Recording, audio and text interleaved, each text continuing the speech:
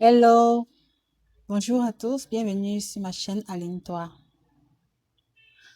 Vous savez, beaucoup de personnes, plusieurs, sont ceux qui pensent, je ne sais pas, ou alors qui attendent un message divin. Ils voudraient ressentir des frissons tellement forts avant de prendre des décisions pour leur vie. Mais ça ne marche pas comme ça. Comment est-ce que vous allez finir par comprendre qu'en réalité, Dieu est en train de prendre en charge votre cas? Tu dis quelque chose à quelqu'un, ça lui parle bien, il comprend très bien que ça, c'est pour moi, mais il y a une nuance. Je ne sais pas pourquoi la peur, surtout beaucoup plus de comment affronter la société, comment affronter le social, c'est tellement lourd pour eux qu'ils préfèrent le confort de la situation dans laquelle ils sont. La Bible dit que dans Proverbe 13, verset 20, oui, celui qui fréquente les sages devient sage. Dans celui qui fréquente les insensés s'en trouve mal. Donc, ne pensez pas que il suffit de je suis dans mon coin et l'autre est dans son coin. Vous pensez que c'est ça qui va faire que la chose s'arrange. Non. Les prophètes d'avant, il y avait Élie, Jérémie, Isaïe, Ézéchiel, Daniel. Tous ces prophètes-là, ils sont venus résoudre un problème précis en Israël. Mais vous voyez, aujourd'hui, il y a encore ces prophètes, mais ils ont une autre appellation. On les appelle les empathes.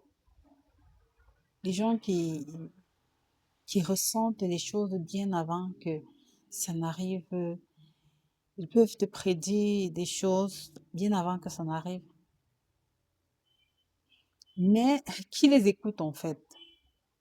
Qui les écoute? Personne ne les écoute, hein? Non. Tu dis quelque chose à quelqu'un. Il sait très bien que c'est la vérité. Il sait très bien que ce que là, on est en train de me dire, c'est la vérité. Mais ce qu'il veut, je sais pas, un message, je sais pas d'où doit venir ce message, en fait. Dieu s'occupe de votre cas. Élie, quand il a défié Jézabel, il a fui. Il a fui et il a dit à Dieu, Seigneur, tout le monde est atteint. Tout le monde est zombifié. Et je suis le seul qui est resté. Dieu lui a dit non, tu n'es pas le seul. Je me suis réservé 700 personnes dans Israël qui n'ont pas fléchi les pieds devant Baal.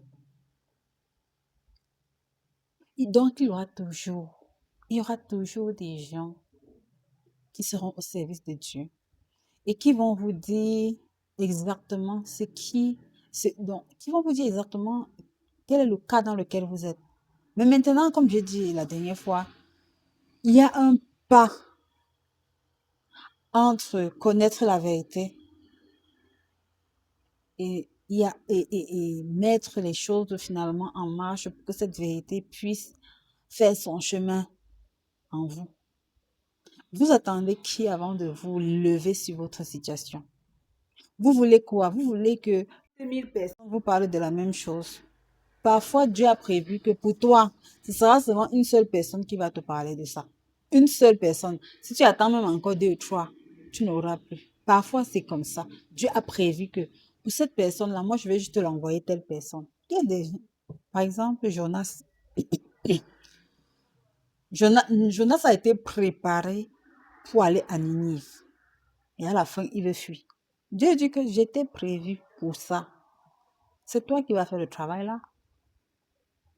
Donc, Dieu aurait pu dire que bon, comme tu veux pas, ok, basta, je trouve une autre personne. Mais quand tu as fait un pacte avec Dieu, méfie-toi. Méfie-toi de ne pas réaliser ce que tu as dit à Dieu que tu devais faire. Méfie-toi. On te dit la vérité sur ta situation. Tu attends qui? Tu attends que qui vienne te dire que voilà, ou alors tu veux plusieurs confirmations. Mais je suis sûre que tu as même toutes ces confirmations. Mais bon, bon, le fait d'être avec les insensés, parfois certaines personnes se disent que non, je reste là-bas pour les enfants. Je reste là-bas parce qu'il ne faut pas que les enfants... En réalité, c'est l'excuse même de toutes les femmes, hein. Je suis là pour les enfants. Quel enfant? Il faut que vous sachiez une chose. La Bible dit ceci. L'homme quittera son père et sa mère et s'attachera à sa femme et tous deux ne feront plus qu'un. Quand il dit ça, ça veut dire que c'est un niveau plus élevé. C'est plus au niveau juste de vos deux corps là. C'est devenu spirituel. La chose est devenue spirituelle. Donc, ça veut dire que quoi? Ça veut dire que la personne qui a l'aura la plus forte là, c'est celui-là. C'est l'aura de cette personne-là qui dirige vos vies. Et vous savez très bien comme moi que l'être humain a un penchant d'abord pour le mal. Saint Paul disait, le bien que je veux faire, je ne fais pas. Le mal que je ne veux pas faire, c'est ça que je fais. Même quand tu es un enfant de Dieu, saint, saint, saint là, oui, tu te retrouves toujours à être tiré, avoir un attrait pour le mal. Et tu penses que toi, dans ta situation là, si c'est ton mari, si c'est ta femme qui a l'énergie, si c'est ta femme qui a ce truc-là, qui est connecté plutôt au diable là, tu penses que dans votre foyer, c'est Dieu qui règne. Tu penses que dans ton foyer là, c'est Dieu qui règne. C'est l'aura de la personne qui est bien ancrée dans sa spiritualité là. C'est l'aura de la personne là qui dirige vos vies. Tu sais quoi? La personne là, il va seulement même passer devant toi. Il va piaffer. Tu auras l'impression que,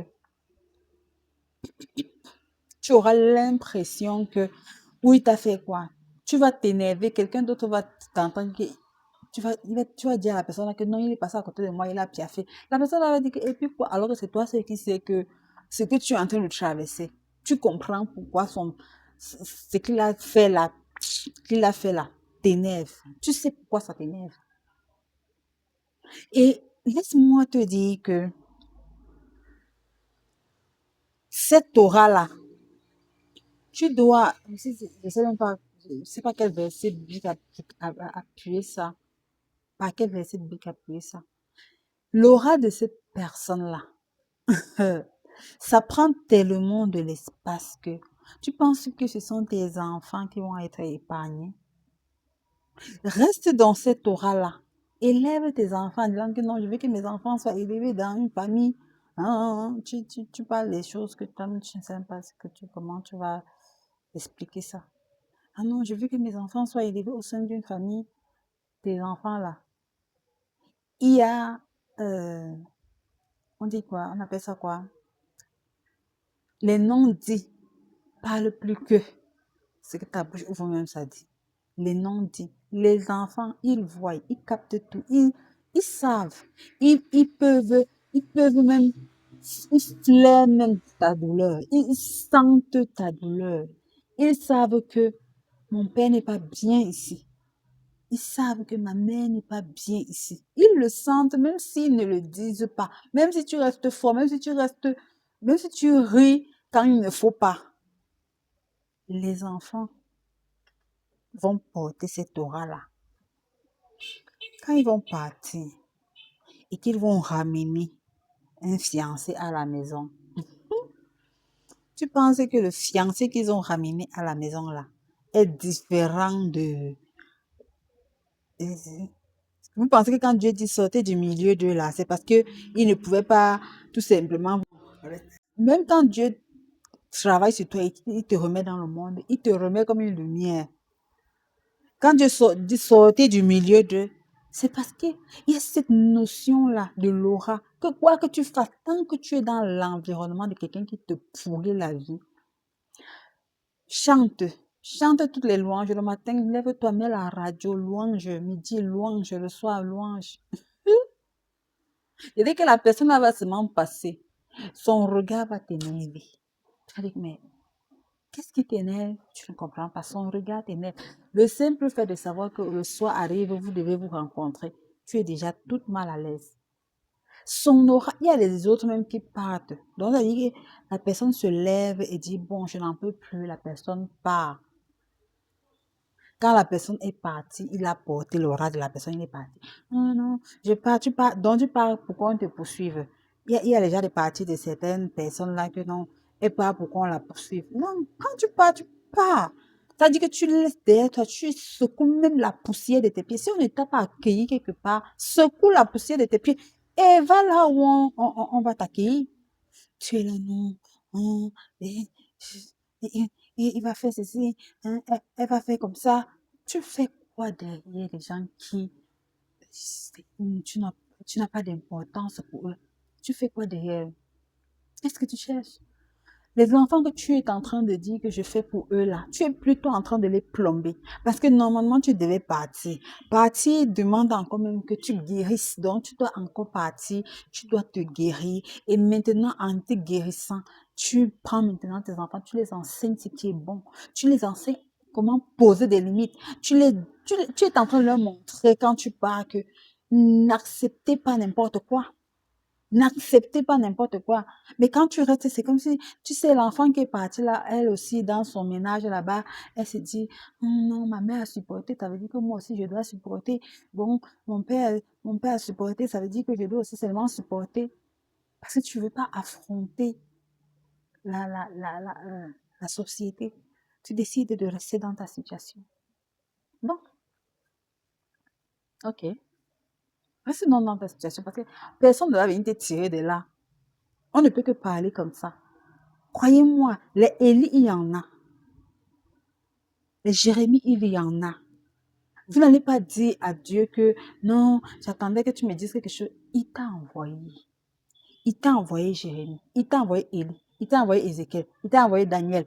Il t'a envoyé Jésus. Tu veux quoi encore? Ok, reste dedans.